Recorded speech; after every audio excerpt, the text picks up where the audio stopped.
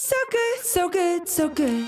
Everything you want for summer is at Nordstrom Rack stores now, and up to 60% off. Stock up and save on the brands you love like Vince, Sam Edelman, Frame, and Free People. Join the Nordy Club to unlock exclusive discounts, shop new arrivals first, and more. Plus, buy online and pick up at your favorite Rack store for free. Great brands, great prices. That's why you Rack.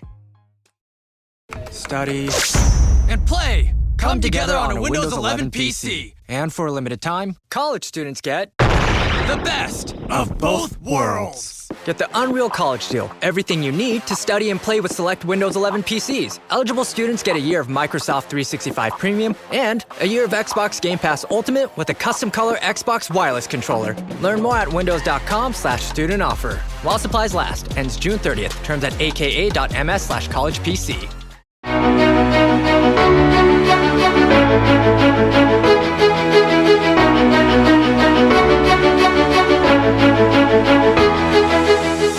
I think the biggest thing is setting your priorities and not wavering from those. I think that outlining those to the stakeholders is critically important. And, for me, that's family first, my work second, and that's football third. Obviously, there's a whole other slew of things that fall in with faith and friends and things of that nature. But come season, it's my family, my work, and then I'm going to go ahead and get to football.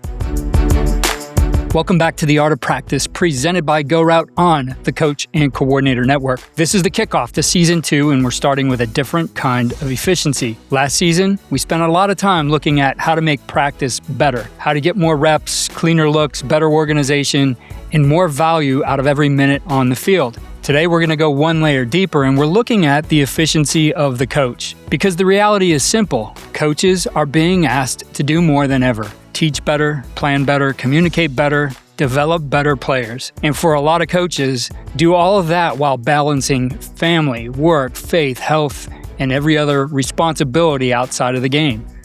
So the question becomes, how do we coach at a high level without burning out? How do we keep the main thing?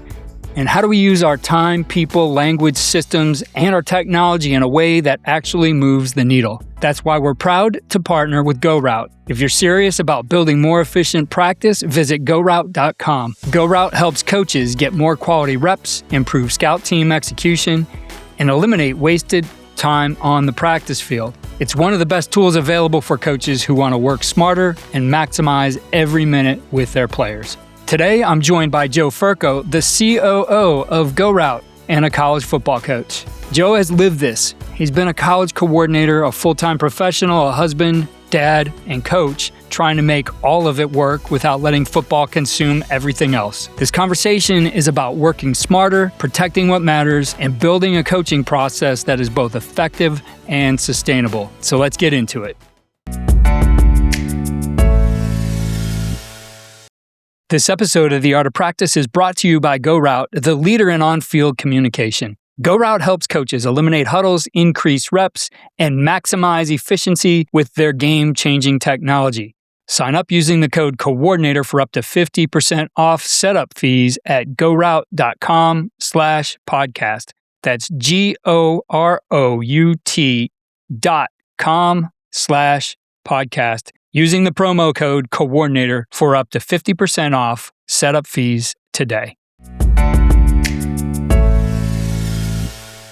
We're back for another season of The Art of Practice presented by GoRout. And today we're going to focus on the efficiency of the coach. Normally we talk about practice efficiency and the details of that, but today we're going to kick this off by really looking at what we do as coaches and making sure that we're working in an efficient way. And joining me to discuss that is the COO of GoRout, but he's also a college football coach, Joe Furco. Joe, great to have you joining us.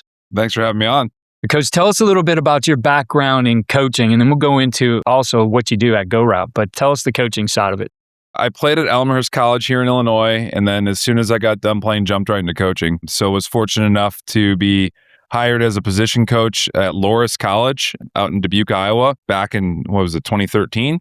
Spent 2 years at Loras, loved it. Then got a call from my head coach at Elmhurst, Tim Lester, who had just become the offense coordinator at Syracuse. He had a position open there, so I took that opportunity. Went up to Syracuse and helped that staff out for 2 years, and then went over to University of Maryland. Was at the University of Maryland for a season. at that point was kind of at a crossroads in life. I'd just gotten engaged, was set to move again and take a different job outside of Maryland, and just kind of took a long look down the road and said, is this a career choice for me in terms of having to move my wife and potential kids down the line year over year? And decided it was not the career choice for me. So I took a step back. At that point, GoRout was just getting off the ground, and I had seen some things online that caught my eye. Got a hold of Mike Rowley, our CEO, and just started talking about the product. And he had sent me some devices, and I was, just throughout the season when I was at Maryland and giving them different, ideas of, hey, here's how the coach wants to see it. Really try and give him a better football coaching lens into what I think would make the product great. And then season ended, I packed my stuff up, moved back to Chicago with some uncertainty on what was going to be next. And when I told Mike I was going to be sending the stuff back, he asked why. And I told him that I was going to be, getting out of college coaching. And, he said, well, I think we're at the point where we can take this thing to market. Would you be interested in coming in and doing some jack of all trades work on the GoRout side? So I started in sales at GoRout and really was selling, supporting, successing, taking on billing. So really got a good feel for, our CEO and how he likes to operate. And then have been a part of that now for almost 10 years. So I took a year off there of coaching to really dedicate all my time into GoRout. But as all of us do, I got the itch to be around football. And the next season was just kind of having conversations here locally in the area, and was given an opportunity by Matt Foster over at the College of Dupage to come over and coach quarterbacks. And it was a part-time stipend, so it was kind of like come and go as you choose, and really fell back in love with the game because I think I lost that a little bit at Maryland and fell back in love with it. Coach Foster then retired and Coach Ron got the head coaching job, asked if I wanted to call plays. So at that point I said, yep, let's do it. And that's really when the juggling of all things began for me was, hey, at that point I had a young family. I'm the COO of a company, and I'm a college offensive coordinator. Did that for 3 seasons. Got called by Mike Murray, who had just taken the job back at my alma mater, Elmhurst. And he's like, you might think I'm crazy, but would you want to come back and help out here? And at that point, didn't know if I was going to be calling plays or if I was just going to be an assistant. And by the end of it, through the interview process and things like that, Coach Murray and I, our philosophies aligned. And he said, I want to see if you can do this thing as an offense coordinator. So was there for 2 seasons. And then just this past season, decided to take a little bit of a step back. I went back to College of DuPage, and now I'm just helping out positionally over there as the coordinating was just taking too much time, effort, and energy out of my day-to-day life, and decided the time was right to go ahead and just get back into just showing up to practice, helping out with position, and then being a help of anywhere I could with the staff. Yeah, so the genesis of this episode is you and I had the opportunity to talk a little bit. We were both at the Wisconsin Football Coaches Association clinic, and I told you, hey, I'm going back to coaching this fall. Former player of mine, the head coach locally, within 2 miles of my house. He is a busy individual himself, owns his own business, is a chiropractor and building his business there, but wanted to take on, this head coaching role. And I had consulted with him and helped him get the job, and, wanted me to work that first season with him. I said, no, you got to do this one on your own. My son's still in college, want to watch some fall ball here with him playing baseball. You need to see your one on your own. Now, that being said, I think, I texted him every game. He'd be looking at halftime of all my I never went to a game live. I always felt like he knows how to hook me in. And of course, he did that, in the winter, say, hey, we're, throwing the ball a little bit. It's informal. Come on out. It's an indoor facility here. And, after about 3 times, I just couldn't stand and watch anymore. So now I'm involved and be the offensive coordinator and quarterbacks coach for him. But I accepted the position telling him, you've got 25 hours a week out of me, including game day.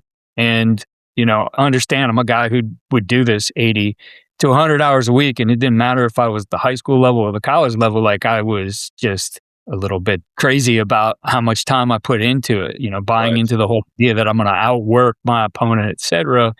And what I've realized certainly over a decade of being away from it, one, there's just some incredible tools like GoRout that help you to be more efficient, but really studying the efficiency and what we do as coaches, what maybe we waste our time on, what really doesn't matter. I mean, it's the Pareto principle of 20% of your effort's going to give you 80% of your results. So how do we focus in more on that 20% to really do things that are going to move the needle? And what do we need to get rid of? And, you and I sat and talked about this a little bit, and you had lived this, right? You were a CEO and offensive coordinator. You're still a COO and college football coach, but you're working in a different way. And the things you learned as, GA, as a Division I assistant coach, that's not going to work anymore for you. So that's what I want to dig into today and take a look at all those different things. And I think the first thing is just looking at the reality of coaching with limits. You have a full-time job, you coach at COD, you have a young family. So how do you think about making coaching work when football is not the only thing and not really the primary thing on your plate? Right. I think the biggest thing is setting your priorities and not wavering from those, right? I think that the outlining those to the stakeholders is critically important. And, for me, that's family first, that's my work second, and that's football third, come season time, right? Obviously, there's a whole other slew of things that fall in with faith and friends and things of that nature. But come season, it's, my family, my work, and then I'm going to go ahead and get to football. So I think that was critical just in terms of like when I took the role, being upfront and honest with my wife, with my CEO, and with the head football coach is like, hey, there's going to be times that I need to go do this. And if my kid need me to be somewhere, like I need an hour during the workday to go ahead and do that. Or, hey, I might need to bounce out of this team meeting a little bit early because I want to go catch swim practice. And as long as they understand that those are the priorities in terms of like how I'm looking at this and they're okay with it, the rest usually just knocks down and takes care of itself. I think being able to surround yourself with trustworthy people and establishing goals early with them. What are the goals of the football season? For us, that's right around Q3 for work. So what are my Q3 work goals? What are my family goals in the third quarter?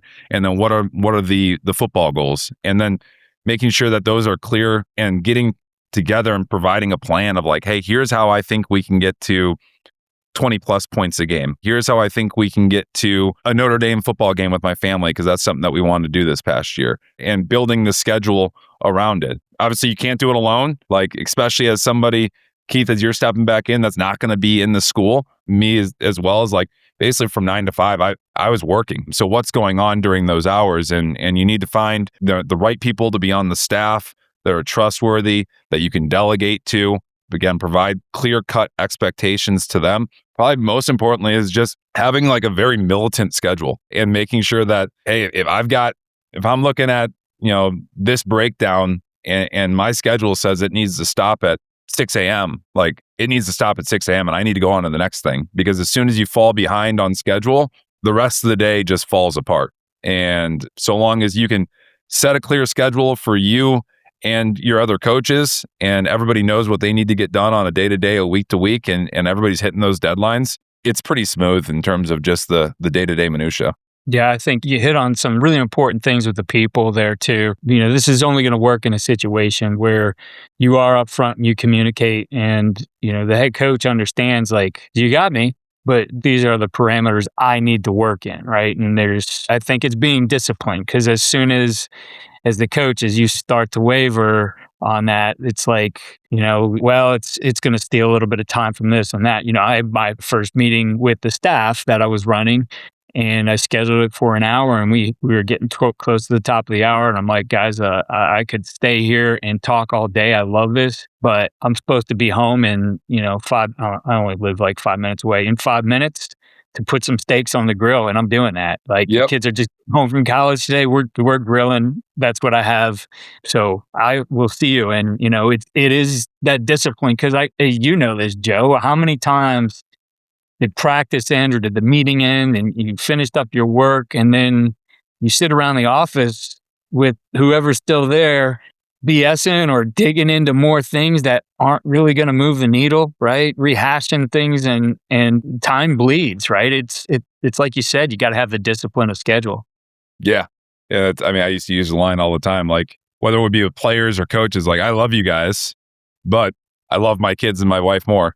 And so like it's that time for me to get out of the office. I got to go. And it could be like, let's finish up this conversation tomorrow. Hey, I'm going to build it into the schedule tomorrow so we can get it seems like we have about 15 minutes left to keep conversing. And like, I'm going to slide this. So hold your thoughts. Let's do this tomorrow because I got to get home and be dad. Yeah, well, let's dig into that schedule a little bit too, because I know you do have some advice and at least an example of how you do it, how you make it work. You obviously, what had to change in your routine moving from the coaching only world to being a CEO, dad, etc., and changing that routine, that accepting the idea that I don't have that unlimited time anymore. My life is not just football now. Right. Yeah. Talking in season, I think that's obviously the most hectic, right? Like I tried to break it down, the day down into like thirds. So can I give 8 hours to my family and myself? And that includes sleep. Can I do 8 hours on football?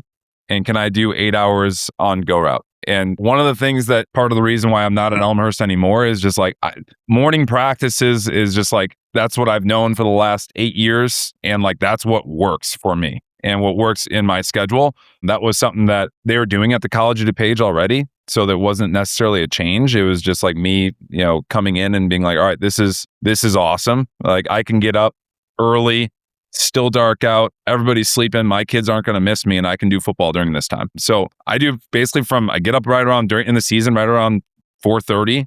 I'm usually at the office by 5. I do football from 5 to 9, and that's meetings with the players. That's practice in the season. And then I would go and work 9 to 5. Of course, if it was a little slower day, am I building 30-minute increments in there to maybe get an extra 30 minutes of film watching time?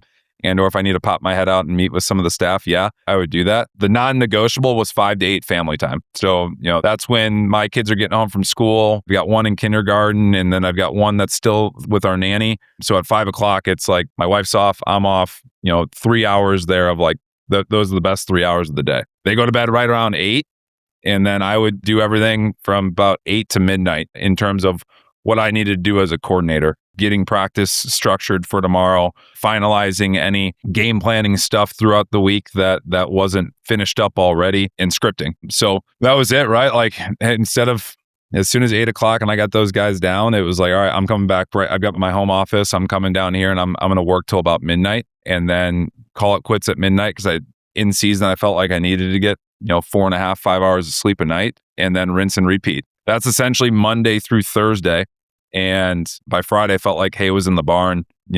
It was, can I work 7 hours, 6 or 7 hours on the GoRout side, tap out a little bit early, take my wife out to a late lunch or an early dinner and get some one-on-one time with her, and then be ready for the kids to get home and be ready to roll at 5. And that was usually like our funnest night of the week in terms of, activities around town and things like that.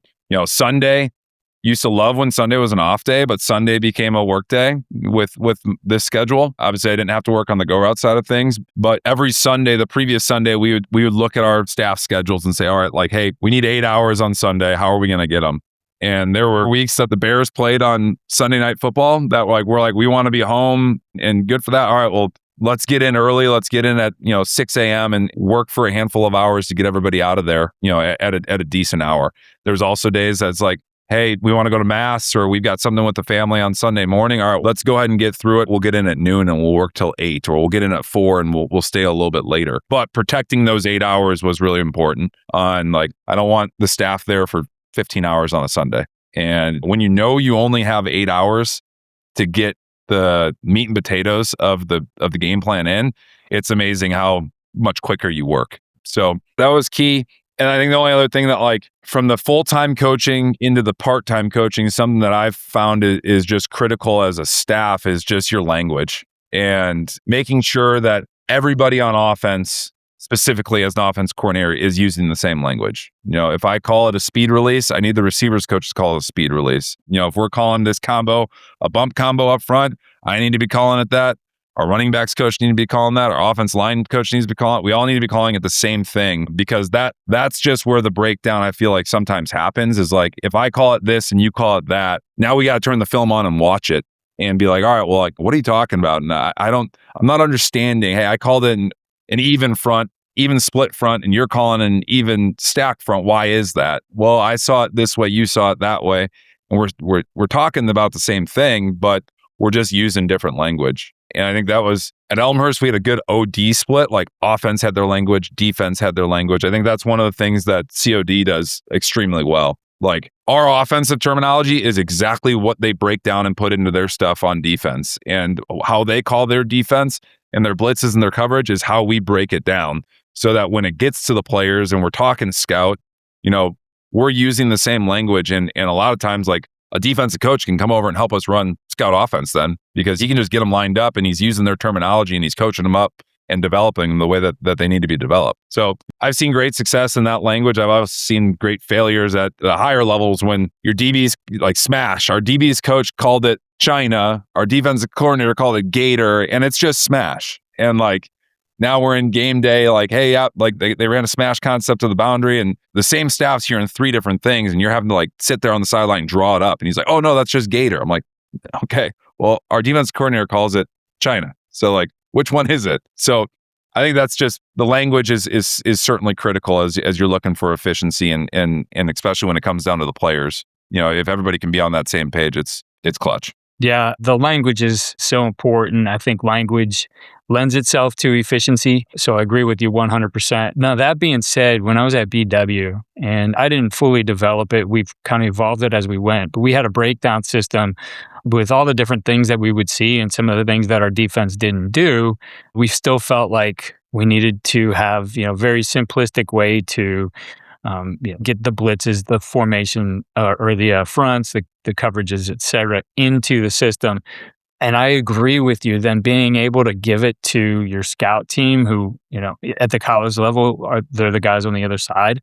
But I also think, you look at the high school level, same thing. Like, it helps those guys develop, because instead of just going and looking at a card, they're seeing maybe the call to that they know, like, this is what we do. Right. So I'm going to use my techniques on this. So I think it's big.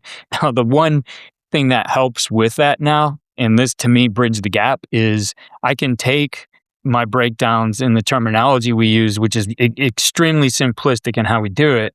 I'll have to do an episode on that, but with AI, translate it, right? Because there's no universal football language, but now I can actually say, this is what we call it, translate it into this. And now we have that, which would, instead of having a guy sit there and go back and forth, now I have some efficiency there too. So using those kinds of tools will definitely help what we're doing as coaches. You and I were talking a lot about that before we got going. And the whole idea behind it is, how do we work smarter, not harder? It's something we say all the time. But to you, as a guy who, again, did this as an offensive coordinator while working full-time in something, not in the college, what does that mean to you? Work smarter, not harder. Yeah. Jake Olson, who's now at Cornell, I worked with him at Loras. He introduced something to me early on that has stuck with me. And it's just players, formations, plays. It's that simple. Like, your players are going to tell you what formations you should be running, and then what plays can you run out of those formations. And if you can stick to that, it really breaks things down and makes it pretty simple for you.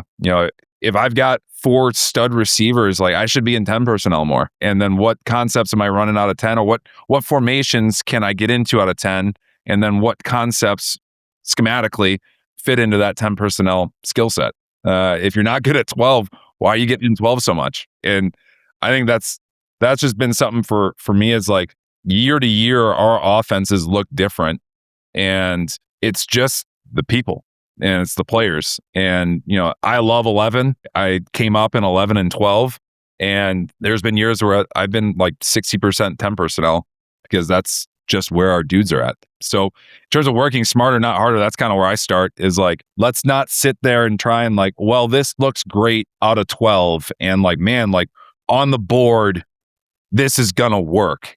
Okay, well, we don't have 2 tight ends that can do it. So, like, yes, on the board, it looks great, but once we get to running it, it's not going to be our bread and butter, so let's stay out of it. Being able to run whatever you've got in from a play perspective, as general rule of thumb, can you run it out of more than 50% of your formations is another thing that, like, I try and live by. And, it is, if I can run it out of more than 50% of our formations, then like, that play is going to get a lot of use down the line, and it's worth installing, and it's worth spending the time on, because I can get in a nub set and run it, and then I can get in 3x1 and run it, then I can get in a 2x2 and run it. And the rules for the most part are going to stay the same. But when I say, this play, everybody knows exactly what to do. versus, hey, we got to install, I got this one play out of this one look and it's great. But how often are you really going to come back to that? In terms of the time, the effort, the energy that you're going to go ahead and put into it. I think that all this, everything probably that we're going to go through, like, it's just my personal philosophy, and some people are going to disagree. Like, I'm big on just tagging it versus renaming it. So if we're going to run 4 verticals and 4 verticals is Virginia, and I want to change one route in there, I'll just say Virginia Y spot versus, hey, we're installing this as a new concept or a new play name, because that's when now all of a sudden your play bank goes from, this to all of a sudden this, and just becomes a lot harder on the kids. And then again, shameless plugs to GoRout are probably going to be happening all episode, but I fell in love with doing walkthroughs on air with the GoRoutes on. So like we would put on our starting offense, we would put the GoRoutes on our offensive guys, and we would give them the defensive shell to look down at, or the defensive pressure, or hey, they're rotating into single high and we're running 4 verts. All right. And then we walk through it and making sure that our 2 slots are staying up the hashes versus having a guy bend in. And it's just helped us with communication. I can sit there and listen to, hey, my left tackle, he sees he's got a 5 tech. All right. Hey, he's on the man side, man. And then there's no 3 tech. I got a shade and my guard all of a sudden, hey, slide. And he starts to slide. And I think that's allowed us to get really, really clean walkthrough run-throughs, because I think that sometimes especially on the early in the week walkthroughs, sometimes the scout team is just kind of getting in the way and they're not giving you the exact look that you're looking for. There's nothing more frustrating as a college quarterback than like on a Thursday practice when like the corner plays it differently than what like we're actually going to, and all week Coach Lesser's drilling like, hey, this is your first priority. Like, he's going to do this, we're going to get there. And all of a sudden the guy jumps in and it looks like shit that day. And we're like, well, and he's not going to do that. So like, but now it's Thursday and it's ingrained in my head going into the game. Like, man, do I have to worry about the corner doing that? So that's just like one of those, when you're looking at how to utilize GoRout, that's something that we do that's different. I've seen other staffs do it and they love it. It just allows you to play fast and let your kids communicate when you're doing stuff on air. Man, I love that. You're the first one. We did 14 episodes or so last year with just some great ideas of how guys start using the technology. Technology is always, it starts to get used in ways that people didn't imagine it. And I love that idea of, I don't have to borrow people to put across from there, to just have those guys, because I do it with my guys all the time. Like, I'm not a big on-air guy without them understanding the keys, even if it's, hey, quarterback, like, I need you to see a safety out there and imagine he's doing this, right? And now to actually give them the card on their go route, they look at it, they can go. They know exactly what calls they need to make across the line. They know the technique of the defender against them and how they're going to have to release from the line of scrimmage. Really now takes that on air and makes it more value. I'm stealing that, Joe. Yeah, especially if you're doing sight adjustment stuff. So like, that's what's awesome is like it keeps the quarterbacks on their toes of like, you got to look down, you got to see the shell, and then all right, you're going to see the rotation. So outside receiver sitting here versus running this, and then both you as the quarterback and the receiver have to see it. And then the next guy steps up and you switch the card on them, and they got to run it the way that they're supposed to run it. So ROA it looks different, it feels different, and the guys are constantly thinking. Yeah, which is the most important part of this, right? Because the game is not played on air, it's played in context. So awesome. Great application of that. I'm glad you did plug it there.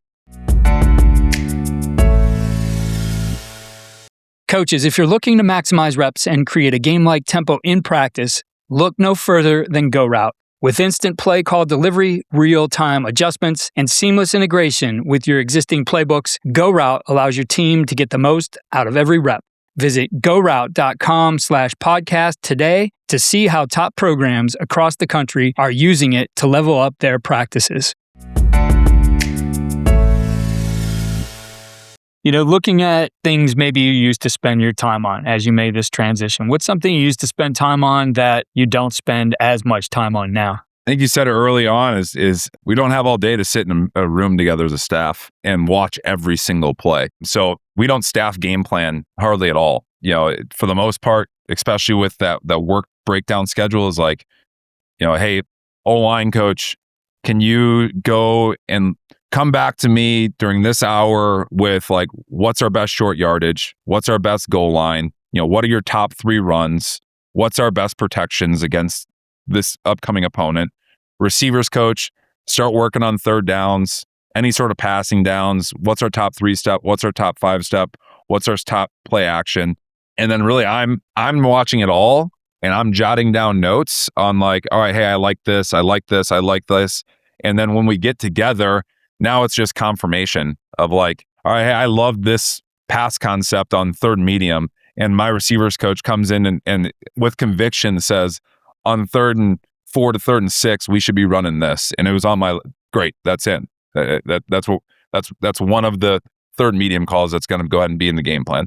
And that just allowed us, again, to not sit there for 8, 10, 12 hours of like watching it all together and then getting up and drawing it against this look and drawing it against that look. It's like, all right, hey, like, I don't want to waste the O-line. The O-line coach doesn't really care about what pass concepts we're running on third and medium, but the receivers coach don't really care about how we're protecting it, right? He just wants to go out there and sling it. So breaking down every situation, giving people responsibilities on situational football. Again, I think the top 3 run concepts, top 3 pass concepts, and 3-step and 5-step, like, and then once we've got those concepts, gets back to, okay, well, how many times can we run that 3-step concept out of different formations? We love a stick this week. Well, we can run it out of 3x1 nub. We can run about 3x1, 3x1 open. If we want to bring it down into 2x2 condensed, our terminology fits the same. So now that he comes back and tells me, all right, hey, this is one of our top 3-step concepts this week. I love it. Well, now let's just start working through the formations and how and which ones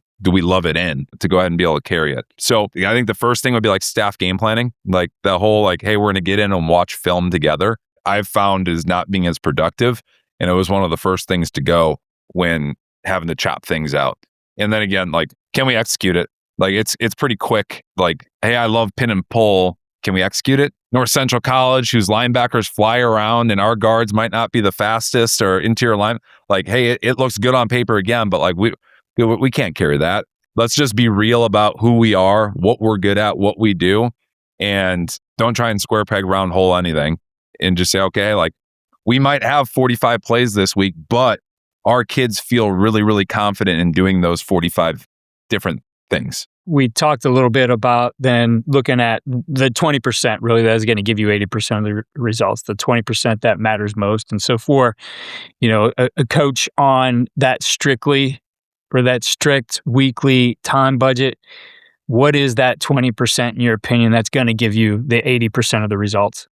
Yeah, I think having a trusted, like your most trusted, whether it be GA, analyst, part-time assistant, stipend guy, always be looking ahead. And I think that if you can find somebody who can do that, who's like, hey, our game's on Saturday against this opponent, he's already looking at the next week and getting the breakdowns done. I just feel like in this day and age, you're only as good as the data that you're putting in. It's junk in, junk out. And your most trusted person should probably be the person that's doing that. And that's damn near a full-time stipend job in terms of like, if it's only one person doing the breakdowns, let's have that person do it. And that's his focus.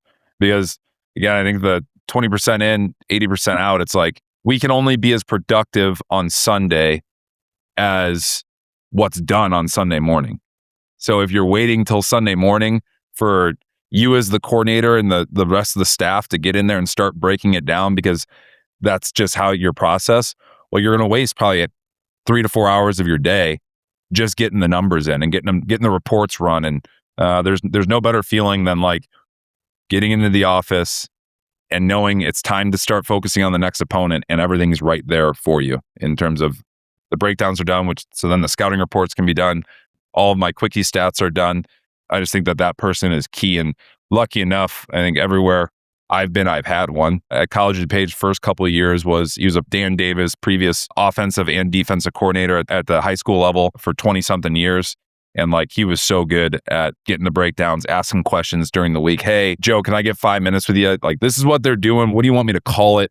Why are you calling it that way? So I have a better understanding of how you're breaking it down. And then if that's the dude, like he's also going to be running scout team meetings when special teams are happening. Like, hey, we want to get our scout guys into a scout meeting and be like, this is what they do, guys. And Jimmy, you're going to be this guy.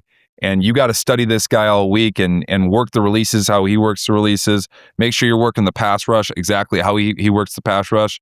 And then I think that at that point, when you get out on the field and you're using the defensive terminology, they know it. And my scout defensive end knows that this guy's a huge, loves to work the spin move. Now, like he's giving us a really great look and actually working the moves that guy is going to work. And it gives them the time to be able to focus in on the defensive tendencies more than just like, hey, get out there and we're going to run this blitz. Well, that's not going to give you the best look. And I think we kind of talked about it offline a little bit, is just listening to your self-scout. Like your self-scout's probably going to tell you what you're good at and what you're not good at. So if we're averaging 4.5 yards running mid-zone, like that probably should be in more than if we're averaging 1.5 yards on inside zone. And how many different ways can I get that into different formations? Yeah, you don't want to outsmart yourself there. Make sure you call it. We talked a lot. Some of the things we've covered already, like time wasters. You mentioned those long staff meetings. Player meetings, doing those multiple times. The staff banter that the time bleeds the time. Anything else there you feel like time wasters, things to be aware of? If you want to be the most efficient coach. Yeah, player meetings. I think I'm spoiled because most of my time's with quarterbacks, so it's only like 4 or 5 guys. But it's like, I feel like you're wasting your time if you're meeting with all 4 quarterbacks one-on-one throughout the day, because that's how it fits into their schedule. If we're going to meet on as quarterbacks, I need all 4 of them there. I only get so much stuff. I'm going to spend an hour with 2 of them and then another hour with 2 of them. Well, that's 2 hours of my 8-hour football time on the day that I could have used that hour more efficiently somewhere else. But yeah, the staff banter, again, that's like, I think that's the biggest thing, is like when you're full time, it's like, it's just a band of brotherhood. You're always around and you guys get lost on current events and just shooting the shit and trying to stay out of it as much as possible is key. And then a Scott Schaefer shout out is just control the controllables. So like, if you can't control it, don't talk about it. Like, we don't want to talk about facility plans and what, hey, if only we could do this, or if only we had, a player that fit this mold. You can't control those things in the here and now. So like, don't even waste your breath on it, because you'll get lost in the sauce and end up talking about how you wish your locker room looked this way for 45 minutes. And that's not helping you win games. Yeah. For you, what is the non-negotiable thing that you're not going to skip? Family time. At all. Absolutely. Yeah, that's non-negotiable. It don't matter who we're playing. It don't matter what the situation is. Family's always going to come first, and I'm going to go ahead and get out of the office when I need to get out of the office to make sure that I'm living what I'm saying I'm going to live. You've kind of hit on a few of these things, but looking at, game planning and not letting that game plan get too big. What's the filter for you for adding something to the call sheet? Because I would always tell my young guys when I was the offensive coordinator, like, I'm great with you guys giving suggestions. One, like you said, how does it fit into what we do? So it's not a new concept. Give me a tag. But 2, if you're going to put this one in, what are we taking away? Because I don't have the practice time to keep adding things. So for you, what's the filter for you? Yeah, self-scout, are we good at it? But then also, can we carry that concept out of that formation in different situations, right? Like, mesh is a universal one, but receivers coach come back and says, I love mesh this week. Okay, well, they love man in the red zone. Can we carry mesh in the red zone? Can we carry mesh on 3rd and short, 3rd and medium? And that way you're only carrying one play, but it's showing up in 3 different spots on your call sheet. So I just think being able to have some symmetry from like, all right, we love it on P10, but we also love it on this situation. There's nothing worse than, again, you get to like 3rd and medium and you're like, all right, we got nothing in there, nothing that we liked anywhere else. So now we have to go and recreate the wheel and add 3 new plays to add to the call sheet that we're only using them in this situation of the game. I think being able to have your scheme have some carryover. Like for us, it's like, again, Virginia family is 4 verticals. Well, then the Cavs, because that's their mascot, that's vertical switch. And then the Hokies is Virginia Tech, that's vertical switch stop. So it's like we keep our landmarks the same for all of those concepts so that even early on, you can call Virginia out of a 2x2, and let's say that's what we had in, and all of a sudden we like it out of 3x1, we call it, everybody knows exactly where they need to be going. So like the symmetry within your concepts to make sure that like if you're running flood, you run it this way, and it don't matter which formation, the route depth's the route depth. It doesn't change because it's run out of a different formation. I like the in camp and in spring, like getting everything in, making sure that we get everything in so that if we come back to in week 5, we want to install something, it's not the first time they're hearing it. We might have not carried it the first 4 weeks, and we're coming in with conviction that we love it against this opponent, against this look, but they've already, they can have some recall, be like, yeah, I remember in spring ball, we ran that, we ran it in camp, we haven't run it since, but at least there's some familiarity to the concept that I think that you lose if you only install a little bit in camp because you don't want it to be overload. Like we always come out of camp, like we hope our kids are kind of swimming by the end of it. And we're just having the conversations with them like, guys, it's huge right now. We can run any formation on any play or any play out of any formation. But like when we get to our first game and you're only looking at 45 plays on the total call sheet, you're going to be like, oh man, like I've really whittled this down and I feel confident in running it. Yeah. Looking at, and I think a lot of this just goes with the GoRout tie-in, the efficiency and what you do with your time with the players, the practices, etc. When you look at this through your GoRout lens, where does time usually leak during practice, and where can the technology help without adding complexity? Yeah, I would say that walkthroughs, like I feel like you lose a lot of time in walkthroughs if you're not doing them efficiently. We talked about that at the top, like how we do it with GoRout. I also think that special teams there's just so many different moving parts to special teams. And I stole this one from North Central College. They would just put, let's say that they wanted scout kickoff. They put 10 trash cans out there and they put a GoRout on top of the trash can. And they just tell all the bodies, get behind the trash can, step up. You look down, all right, hey, I'm L2 and I see my lane and I see which one. And then, all right, now the next one, all you got to do is step up, you look, you're going. So like, I went to one of their practices and saw them like in a 5-minute kickoff return period, get like 10 reps of kickoff. And that was usually like the dead time. Like, hey, we got too deep and we're trying to, all right, hey, now they go, they circle back around, they go, and they ripped them off. Same thing on putting those things on kickoff return. The amount of dead time that you're going to waste holding the card up to have them run 60 plus yards to look at it to then go back out. You can be more efficient with your time there and making sure that those things are tagged up. I think you're doing yourself a disservice if you don't have a scout depth chart. Again, the kids know exactly where they're at. I've been at places where it's like, hey, we need a will. And everybody's just like looking around like, well, I guess I could jump in. It's like, no, like, hey, Johnny, you're our number 2 scout will.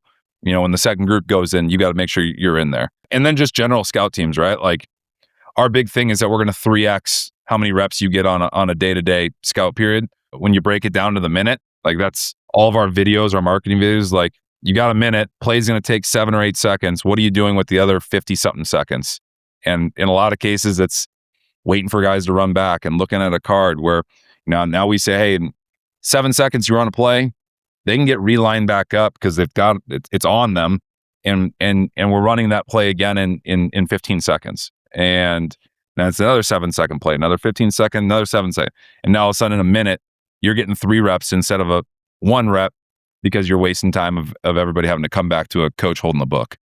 Yeah, incredible things. I mean, the efficiency there, and I know, we had like Kevin Wright on, we had Phil Kleckler on, who were week after week. You guys keep the data and put it out there. The guys who would get the most reps in practice, but it isn't necessarily that you have to increase your amount of reps. If you really feel like, hey, the load on my players is enough, I'm not gonna, keep giving them more. That doesn't have to be what GoRout is for. It just means that what used to be a 25-minute team period might be compressed down to 15.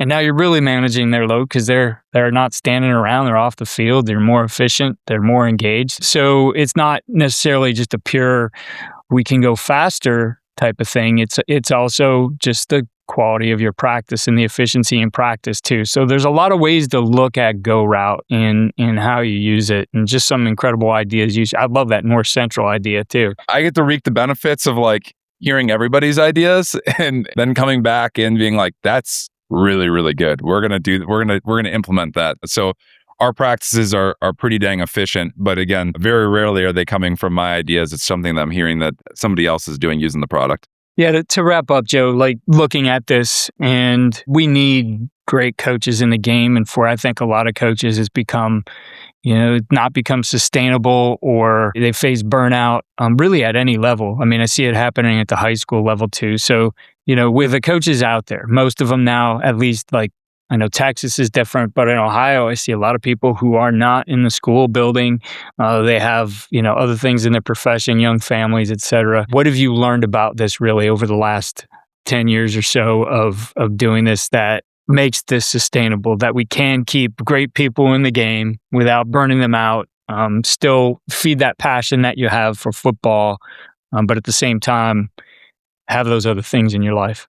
Yeah, I think you gotta love it, right? Like that's the crux of it all is you got to love the game. You got to love the players. You got to love the people you're around. I think that you'll come to dislike it / fall out of love with it if it starts taking priority over your family, your faith, and the other things that are important to you. So just always going in with that context of like, it's still a game. Like, don't get me wrong. It's shaped me for who I am, and damn near everything in my life has revolved around football in some aspect. But it's still just a game. And if you're putting the game in front of, those other different things, then you're going to fall out of love with the game really, really fast and burn out. I think the best places I've been, right? Like the wives get along and the kids are always like around. And I think that's being efficient and getting home. Like, I point back to my Syracuse experience where it's like, we were out by 8 on Thursdays. We were out by 4 on Fridays. And, you look at that roster of Coach Schaefer and Coach Lester, who's the OC at Iowa, Coach Clark Lee, who's the head coach at Vandy, Coach Beep, Coach Moreland, DeAndre Smith, like they're all in the NFL. Like they all were able to figure it out and get home to what they needed to get home to. And we won games and we recruited well. And the guys that we brought in ended up being, the 10 plus win season that Syracuse had. That was like our first recruiting class. So it's like, it doesn't need to be like you're sleeping in the office, which again, I've also lived at Maryland, was like everybody just bring your cot, you sleep in the office, and for the most part, nobody goes home. And then the next year, it's a whole new staff because guys are like, I got to get out of here. I think that's been the key is like every head coach I've been around, like family does come first. And that if the head coach lives it, it makes it a heck of a lot easier as a position coach, a coordinator to be able to live it as well. Coach Murray, Coach Ron they're all family first guys that are like, hey, like I get it. You gotta miss this to go do that. Go do it. And as soon as you probably get flack about missing something, maybe it's not the right spot. I think that's just key is like who you're working for, what's your staff camaraderie and how you do everything is going to be key in terms of like your overall happiness in doing it. And then just the weekly reset, right? Like every place I've been, I've had a reset that's different. Like whether it be a date night at Elmhurst, it was like after every game, we went out in the parking lot and drank beers as a staff, families, players' families. Like that was my weekly reset. My parents are there. My sister's there. At COD, I live 3 minutes from the school. So after the games, everybody comes over to my house and we hang out in the basement. And that's like our weekly reset. But you got to have some sort of like normalcy where it's not like we can just turn on Alabama, Auburn and watch the game and not be so worried about the next opponent just to clear the mechanism a little bit. Yeah. Well, Joe, I really appreciate all the insight you gave us today, and your passion for the game certainly comes through. Like spending less time isn't about caring less. It's really just about, as you said, being more intentional with our time. Everybody can find those ways to be efficient. Even the guys who, work full time at this. I think there's better ways to do it. And hopefully that's what's come through this. And I think what you guys do at GoRout is a big part of this. Your tool has become big for a lot of programs. That's what I'm excited in kicking off another season of the art of practice and digging into it with these guys and, the things that they find that can be very useful and help coaches out there. So appreciate all you guys do. I appreciate, Joe, you spending the time. It's great to have you here. I appreciate having me on. Let's stay in touch through the season, because I think in a whole, you and I have talked for 4 hours now. It's we're getting some good banter, and I love picking other coaches' brains, especially those in positions like we are, where it's not the main thing, it's not the only thing. Hey, I'm gonna be calling you and be like, dude, have you found any ways to be more efficient throughout your first season back? Let's do it. That's a great way to kick off Season 2 of The Art of Practice presented by GoRout. Joe Furco gave us a strong reminder that coaching efficiency is not about caring less. It's about being more intentional with the time, energy, and people we have.